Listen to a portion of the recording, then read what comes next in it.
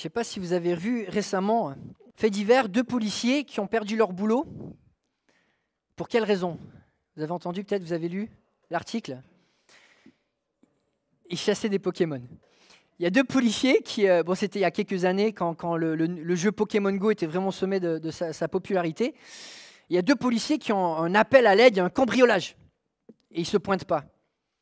Et puis après, la police écoute qu'est-ce qui se passait dans leur voiture. Ah, je vais attraper un Pokémon là, je vais attraper un Pokémon. Et ils faisaient leur tournée de police et ils essayaient d'attraper des Pokémon. Donc si vous ne connaissez pas Pokémon Go, c'est basé sur un GPS, donc il y a des Pokémon un peu partout. Et eux, ils faisaient leur tournée, ils essayaient d'attraper les Pokémon. T'imagines quoi, t'as un cambriolage chez toi, t'appelles la police, écoutez, il y a un gars avec un flingue devant chez moi, j'ai besoin d'aide. Ah, désolé, il y a des Pokémon dans la région. Vous n'êtes pas prioritaire, monsieur. Et c'est là où tu dis, c'est une bonne chose, ces 2 mots, Dieu règne.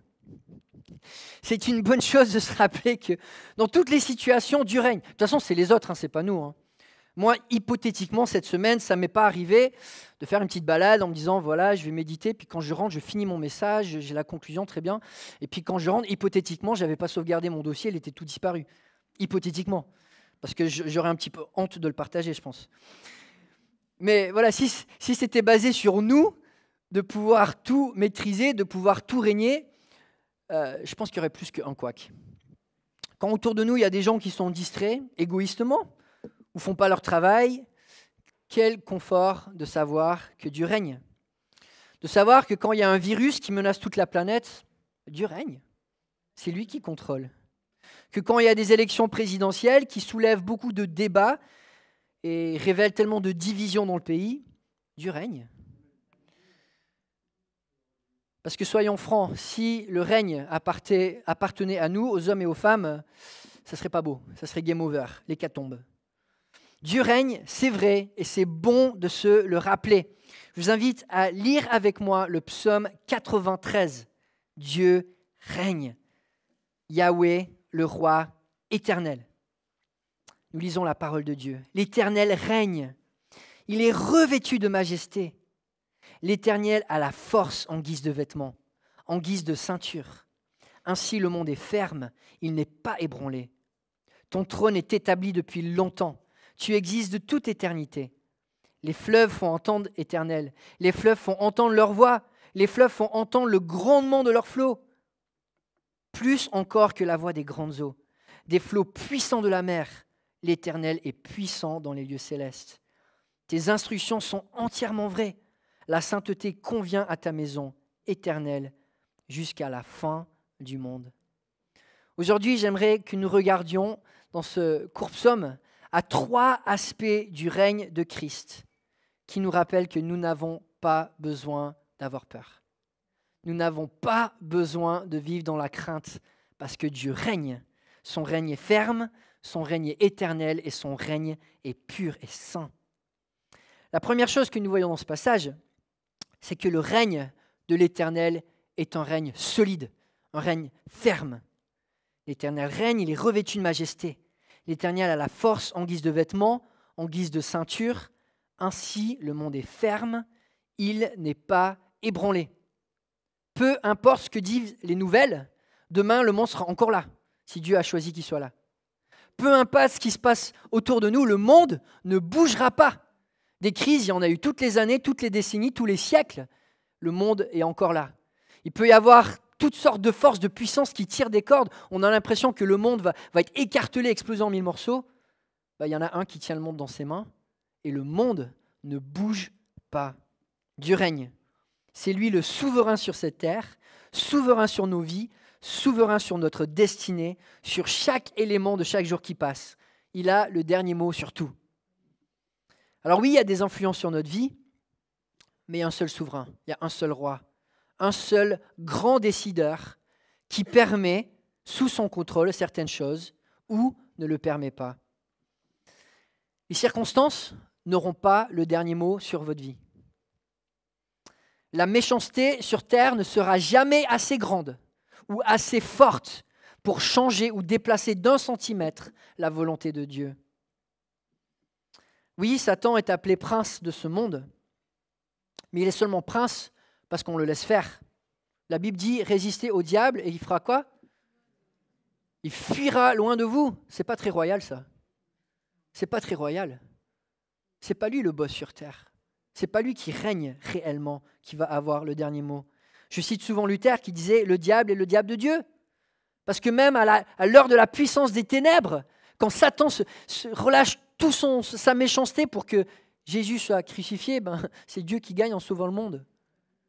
Il n'y a rien que Satan peut faire que Dieu ne va pas utiliser pour sa gloire. Il n'y a rien que Satan peut faire qui puisse enlever à Dieu 1 centimètre carré de son règne. Même quand Satan fait son pire, Dieu transforme le mal en bien. Il transformera toute souffrance en gloire, tout cri en réconfort, la mort en vie. Il règne. Il est revêtu de majesté, nous dit le psalmiste. Le terme ici pour majesté révèle une haute stature, un rang élevé. C'est l'idée d'être confronté à quelque chose de tellement grand que tu ne peux pas t'empêcher de dire « Waouh, je suis petit ». Peut-être vous avez déjà ressenti ça dans la nature, quand on est face à la Voie lactée, quand on est face à des hautes montagnes. Personnellement, quand j'étais au Grand Canyon aux États-Unis, ça m'a fait des frissons dans le dos, de dire « Waouh, c'est tellement, tellement grand, tu te sens tellement petit ». Et le passage nous rappelle, la manière dont tu te sens petit devant ces choses, c'est la manière dont ces choses se sentent petites devant Dieu. En méditant sur qui Dieu est, c'est l'impression que le psalmiste veut donner, cette majesté, cette grandeur qui émane de Dieu. Il est revêtu, il est tout entouré de cette grandeur qui, tu ne peux pas t'empêcher quand tu as les yeux rivés sur lui, tu es face à une grandeur majestueuse, glorieuse. Dieu est entouré, recouvert, il est royal. Dieu n'est pas juste royal parce que c'est sa position, il était là en premier, il a mis son tampon. Voilà, je suis comme un petit garçon qui n'est pas content quand on lui pique son jouet, il fait une crise quand on ne l'obéit pas. Quand tu as les yeux fixés sur Dieu, tu ne peux pas t'empêcher de dire « Waouh, il est royal !» Sa présence est royale, ses paroles sont royales, ses œuvres sont royales. Tout en lui émane juste cette supériorité, cette magnificence, cette beauté. Il est le roi, c'est qui il est. On ne peut pas lui voler ce titre. Dieu est le roi parfait dans sa nature. Il n'a pas besoin de se forcer, comme nous, on aime le faire. Il n'a pas besoin de se rebeller, comme Satan l'a fait. Il n'a pas besoin de se présenter à des élections. Tout ce qu'il a besoin, c'est d'être révélé à nous. Et un regard vers lui, un moment de méditation sur qui Dieu est vraiment. Et tout de suite, on le sait. Waouh, c'est lui le roi. Il n'y en a pas d'autre. Ésaïe écrit, chapitre 12, verset 5, « Chantez l'Éternel, car il a fait des choses majestueuses. » C'est le même terme ici en hébreu. « Qu'on les fasse connaître sur toute la terre. » Les œuvres de Dieu sont tellement belles, tellement grandes qu'elles méritent que constamment, 24 heures sur 24, notre louange fasse le tour de la terre pour célébrer à quel point il est majestueux. Dieu est revêtu de cette majesté. Il a aussi la force en guise de vêtements, en guise de ceinture. Peut-être on peut s'imaginer l'habit d'un roi avec la couronne, avec le sceptre, avec le trône, avec le manteau. Le psalmiste essaie de s'imaginer à quel point, quand on pense à Dieu, on peut lui attribuer toute cette majesté qu'il émane quand il parle, quand il agit. En d'autres termes, le psalmiste, Dieu dit c'est le plus beau, c'est le plus fort. Il est majestueux et il est entouré de puissance. Et la conclusion, c'est celle qu'on aime. Le monde ne bouge pas. Le monde est ferme, il n'est pas ébranlé. Ce n'est pas ce que nous disent les nouvelles. Ah, c'est la fin du monde, encore une fois, tout va gâcher, les élections, c'est les dernières du monde. Après, la France ne sera plus jamais la France. Une fois de plus, je ne fais pas de la politique, je ne vais pas vous dire pour qui ne pas voter. Mais le monde ne sera pas ébranlé. Le monde ne sera pas ébranlé. Ouais, il y a des petites vagues. Aux yeux de Dieu, c'est tout, c'est des petites vagues. Le Covid, les élections, tout ça, les complots, c'est des petites vagues. Le monde, il sera encore là demain. Il sera encore là dans 10 ans, il sera encore là dans 100 ans. Le monde ne sera pas détruit demain par une catastrophe nucléaire. Le monde ne sera pas extinct demain par un virus. Le monde ne sera pas tellement rempli de méchanceté qu'on ne pourra plus vivre en tant que chrétien. Oui, la Bible nous dit que les choses vont aller de mal en pire. Mais c'est Dieu qui règne. C'est Dieu qui règne. Et c'est lui qui contrôle l'agenda, qui contrôle la destinée de notre monde. Le monde tient ferme. Depuis des siècles, il tient ferme. Malgré le mal, malgré le péché, malgré l'égoïsme de l'homme, malgré la rébellion, Dieu préserve ce monde, il l'a préservé, il le préservera encore. Si c'était basé juste sur nous, peut-être on l'aurait détruit. Parce que l'égoïste, il va loin. C'est pas basé sur nous, c'est Dieu qui règne. Et c'est pour ça qu'on n'a pas besoin d'avoir peur. On n'a pas besoin d'avoir peur de grands complots qui pourraient détruire le christianisme. On n'a pas besoin d'avoir peur d'un virus qui, au pire, peut nous tuer. Et puis quoi? On va louer Dieu pour toute l'éternité. On s'en fiche. Oui, il peut y avoir des persécutions, des injustices, des choses laides. Aux yeux de Dieu, c'est des petites vagues. Parce que peu importe, nous sommes victorieux. Dieu règne.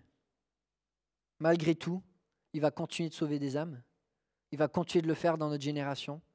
Il va continuer de le faire peu importe les lois qui existent. Dieu va construire son Église. Le règne de Dieu est ferme, il est solide, il ne va pas partir. Le règne de Dieu est aussi éternel. C'est ce que nous lisons dans les versets qui suivent. Ton trône est établi depuis longtemps. Tu existes de toute éternité. Les fleuves font entendre éternel. Les fleuves font entendre leur voix. Les fleuves font entendre le grondement de leurs flots. Plus encore que la voix des grandes eaux. Des flots puissants de la mer. L'Éternel est puissant dans les lieux célestes. Le règne de Dieu n'est pas quelque chose de nouveau. C'est pas quelque chose qui s'est dit, bon, maintenant que les gens sont en rébellion, je vais quand même pointer ma tête et leur dire d'arrêter, quoi. Le trône de Dieu, il est là depuis longtemps. Il est établi, il est ancré. Il ne va pas bouger. Ça fait longtemps que Dieu règne. Il a toujours été roi. Il était roi avant que nous existions. Et il continuera d'être roi longtemps après notre mort sur terre. En bref, il n'y a pas de concurrence pour la royauté de Dieu. Il n'y a pas de compétition possible. D'ailleurs, c'est ironique qu'en hébreu, il y a plusieurs mots différents pour majesté, mais tous ont cette même racine qui vient du mot orgueil. C'est-à-dire qu'il y a une élévation qui est légitime et il y a une élévation qui n'est pas légitime. Quand nous, on s'élève, la Bible appelle ça de l'orgueil et c'est déplacé. Mais quand Dieu est élevé, c'est majestueux. Parce que c'est sa place, ce n'est pas la nôtre. Dieu est le seul légitime d'être élevé au-dessus de nos vies. Est-ce qu'on peut vraiment se prétendre comme roi de notre vie? Enfin, quelle légitimité avons-nous?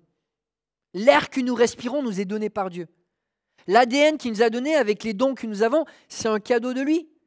Tout ce que nous avons reçu vient de lui. Toutes nos possessions, c'est juste un emprunt à court terme du monde qui appartient à Dieu. Toute beauté qui peut se trouver en nous n'est qu'un reflet partiel de son image. Nous n'avons aucune autorité sur nos vies, aucune autorité sur notre naissance, ni sur notre mort. Et au milieu, on essaie de trouver le bonheur et on n'est même pas capable de le faire nous-mêmes. Nous n'avons aucune légitimité pour prétendre à être roi de nos vies. Et quand on tourne le regard vers Dieu, on voit qu'il est sur le trône. Un trône qui est établi parce que c'est lui le roi.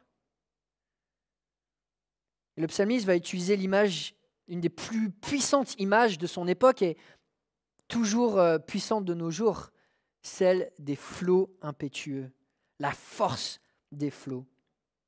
Je ne sais pas si vous avez déjà été dans une tempête sur la mer et au bord de la mer, ou si vous avez été à côté d'une rivière quand elle est au plus haut.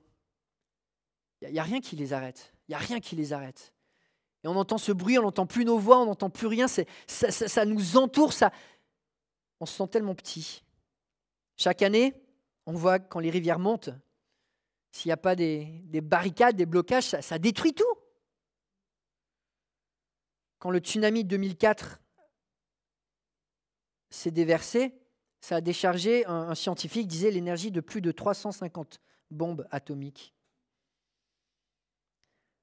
Toujours de nos jours, un article disait que 2 milliards de personnes dans les 20 dernières années ont été victimes d'inondations. Il y a une force dans les flots qui nous fait sentir vraiment petits. Il y a 6-7 ans, mes parents sont partis faire une croisière. Première fois de leur vie. Ils se sont dit, voilà, on va marquer le coup, on va faire une belle croisière. Ils voyageaient entre l'Italie, la Grèce et puis la France. Et puis ils rentraient de la Sicile pour rentrer à Nice. Et puis on avait annoncé qu'il y aurait une tempête. Le capitaine, il dit, c'est bon, j'ai un gros bateau de croisière, la tempête, on se la fait, c'est notre lunch, quoi, pas de problème.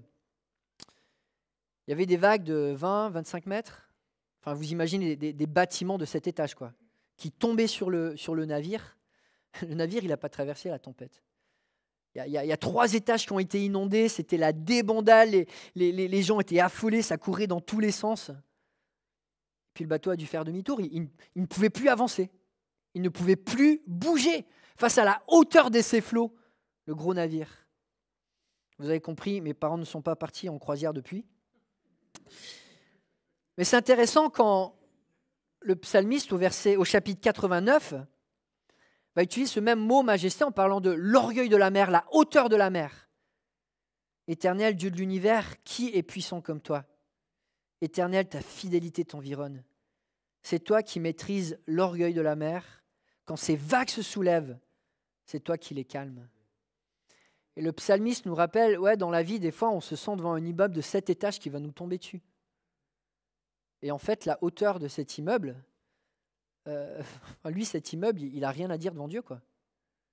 Son orgueil, il est écrasé. Il est tout petit devant Dieu. Nos épreuves sont toutes petites devant Dieu. Elles sont minuscules. L'orgueil de la mer, la majesté de la mer, c'est un petit joueur pour Dieu. Dieu parle, c'est fini. On l'a vu avec Jésus. Tais-toi. Et c'est fini. Dieu est tellement supérieur. Et des fois, oui, on se sent écrasé, on se sent dépassé, on se sent harassé par l'ombre des menaces qui grimpent. Et Dieu nous rappelle que ces menaces qui grimpent sont rien par rapport à sa majesté, sont rien par rapport à son contrôle, rien par rapport à sa grandeur. Et alors, il nous libère de la crainte. Dieu nous libère de cette oppression de l'inquiétude, de cette oppression de la crainte, d'avoir peur de vivre, d'avoir peur de se lâcher, d'avoir peur d'être soi-même, d'avoir peur d'avancer. Dieu nous dit, non, tu es du côté du roi. Il y a tellement de versets qui nous rappellent ces choses. Si Dieu est pour nous, qui sera contre nous? Il n'y a pas de place pour l'inquiétude dans le plan de Dieu. Et Jésus nous disait, mais ça sert à quoi? Ça sert à quoi? L'inquiétude, ça nous paralyse, c'est tout.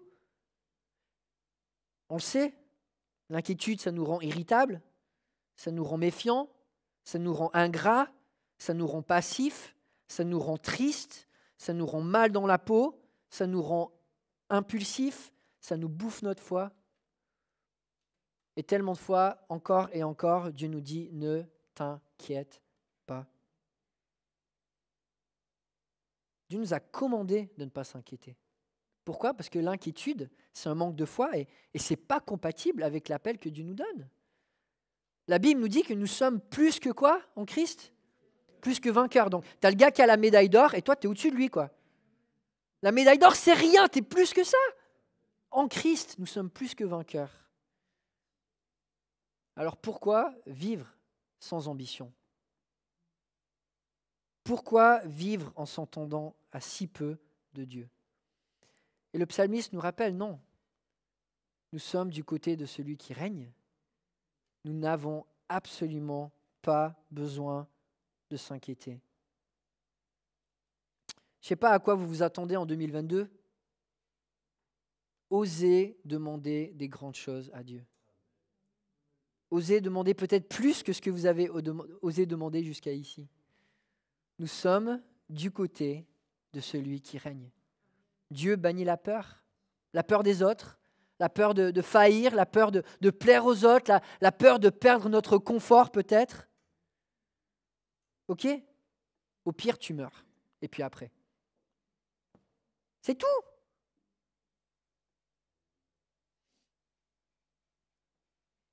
Nous n'avons pas besoin d'avoir peur de perdre le confort de nos vies. Dieu, dans son règne éternel, nous donnera plus qu'au centuple. Nous n'avons pas à avoir peur de ne pas plaire à quelqu'un au travail autour de nous. Dieu au paradis va nous donner des milliers de relations dans lesquelles on n'offensera jamais personne et personne ne sera jamais offensé. Tout le monde au ciel va vous aimer pour qui vous êtes. On n'aura pas besoin d'avoir peur. Et on n'a pas besoin non plus d'avoir peur des mauvaises nouvelles qui remplissent les journaux. Parce que des crises, il y en a toujours eu, il y en aura toujours. Et souvent, c'est nous-mêmes qui les apportons. Mais celui qui règne, c'est Dieu. Il nous appelle à être courageux, ambitieux et non peureux. Ça ne veut pas dire qu'il ne faut pas vivre avec sagesse, mais osons demander à Dieu des grandes choses. Ésaïe 41, verset 10, « N'aie pas peur, car je suis moi-même avec toi. Ne promène pas des regards inquiets, car je suis ton Dieu. Je te fortifie, je viens à ton secours. Je te soutiens par ma main droite, la main de la justice. » Finalement, le règne de Dieu est un règne saint. Et là, le psalmiste finit avec une application. Ok, Dieu est élevé, Dieu est tout-puissant. Et comment est-ce que cela fait intersection avec nos vies? Deux applications très pratiques. Notre rapport par rapport à sa parole et notre rapport par rapport à sa sainteté. Tes instructions sont entièrement vraies. La sainteté convient à ta maison, éternelle jusqu'à la fin du monde. Dieu, en tant que roi, nous a fait la grâce de nous communiquer sa loi, de nous communiquer ses instructions, sa parole. Et le psalmiste nous dit que cette parole, elle est vraie. Et ce qui convient à sa maison, c'est ce qui est pur, c'est ce qui est saint. C'est toujours rigolo de comparer la loi de Dieu aux lois du monde. Je pense que je l'ai déjà partagé, c'est une boutade, mais ça me fait tellement rire qu'en France, il y a encore une loi en vigueur qui dit que tu ne peux pas appeler ton cochon Napoléon. Des lois, il y en a tellement eu, et les lois d'un pays ne sont pas parfaites. Il y en a des bonnes. Loué soit Dieu, on a quand même beaucoup de lois qui sont basées sur la Bible, sur des préceptes bibliques, gloire à Dieu. Mais toutes les lois ne sont pas justes. Il y a des lois qui protègent certaines personnes, certains emplois, et pas d'autres. Il y a des lois qui valorisent certaines industries, certaines entreprises au détriment de d'autres. Les lois ne sont pas toujours morales, comme on le voit de plus en plus. Et en contraste, on voit les instructions de Dieu. Et le psalmiste nous encourage, ok, Dieu règne et il nous a donné sa loi. Qu'est-ce qu'on en fait? Une loi qui est stable, qui est vraie, qui est là pour rester. Quel est notre rapport par rapport à cette parole? Deuxièmement, il nous encourage. C'est une invitation. Ce qui convient à la maison de Dieu, c'est la sainteté. C'est une invitation ouverte en disant, voilà, c'est comme ça que Dieu règne. Et c'est une invitation ouverte si vous acceptez la sainteté. Vous êtes au cœur du royaume de Dieu. Son règne est pur, sans tache. C'est la beauté de la lumière, l'opposé du péché. Et c'est là où il nous appelle. Le psalmiste finit avec deux applications concrètes. Face à la souveraineté de Dieu, face à son règne, que faire? S'investir à fond dans la parole, s'investir à fond dans la sainteté. Parce que c'est là où le règne de Dieu fait intersection avec notre vie au quotidien. Et c'est là où la beauté de son règne peut imprégner notre vie au quotidien. Quand on s'imprègne de sa loi, quand on s'imprègne de la sainteté. De toute façon, le résultat, il est évident. Quand tu te confies en Dieu, dans sa souveraineté, tu es libéré de la peur. Si tu es écrasé par tes peurs, quelque part, c'est qu'il y a encore de la repentance à faire à cet égard. Mais Dieu nous invite. Dieu nous invite à accepter son règne, à ne pas garder une place de rébellion, d'endurcissement face à sa parole, face à sa vérité, face à sa sainteté, mais de l'accepter pleinement, de se soumettre à ce règne pour permettre à la majesté de Dieu d'être manifestée dans nos vies. Le fait est, quand les regards sont tournés vers Dieu, sa majesté est toujours dévoilée. Et on sait comment ça finit. On sait comment ça finit. En parlant de Christ, Dieu venu sur terre, l'apôtre Paul écrit, c'est pourquoi Dieu l'a élevé à la plus haute place et lui a donné le nom qui est au-dessus de tout nom, afin qu'au nom de Jésus, chacun plie le genou dans le ciel, sur la terre, sous la terre, et que toute langue reconnaisse que Jésus-Christ est le Seigneur, à la gloire de Dieu le Père. Un jour, la majesté de Dieu sera révélée à tous, à ceux qui se confient en lui comme aux autres. Et là, il n'y a pas un genou qui ne sera pas plié devant cette grandeur, devant cette majesté. Tout simplement parce que c'est la seule réaction logique, raisonnable, à faire devant un Dieu qui est si beau, si élevé, si merveilleux, si magnifique. Alors aujourd'hui, peut-être certains d'entre vous ne connaissent pas encore le Seigneur comme roi de votre vie. Moi, je vous encourage. La rébellion ne vous amènera à rien. Et vous pouvez le voir dans vos vies, les inquiétudes qui affligent. Dieu vous invite à le suivre. Cette invitation est complète. Parce qu'en envoyant son Fils à la croix, il a porté notre mal, il a porté nos péchés, il nous a délivrés de toute imperfection pour que nous puissions rentrer dans sa perfection, pour que nous puissions participer à son règne alors que nous en sommes vraiment indignes. Si Dieu n'est pas le roi de votre vie, je vous invite sans plus tarder à le consacrer roi, parce que c'est sa place. Et peut-être aujourd'hui, vous avez des inquiétudes, peut-être vous avez des peurs, peut-être vous n'avez pas trop d'ambition spirituelle cette année, parce que vous vous sentez écrasé par toutes les circonstances. Tournons le regard vers notre Dieu, si majestueux, et abandonnons toutes nos inquiétudes au pied de la croix. Amen. Prions. Pendant la prière, je vais inviter l'équipe de louange à revenir. Nous allons conclure avec un chant. Père Céleste, merci parce que tu es souverain sur chaque aspect de notre vie. Et cela n'est pas un fardeau, cela est une libération. Parce que là où est ton royaume, là est la liberté face à la peur, face à la crainte, face aux menaces. Tu es tellement grand, Père Céleste. Quelle joie de savoir que tu es de notre côté. Et que tous les défis, toutes les épreuves, toutes les souffrances ne sont rien par rapport à ta majesté.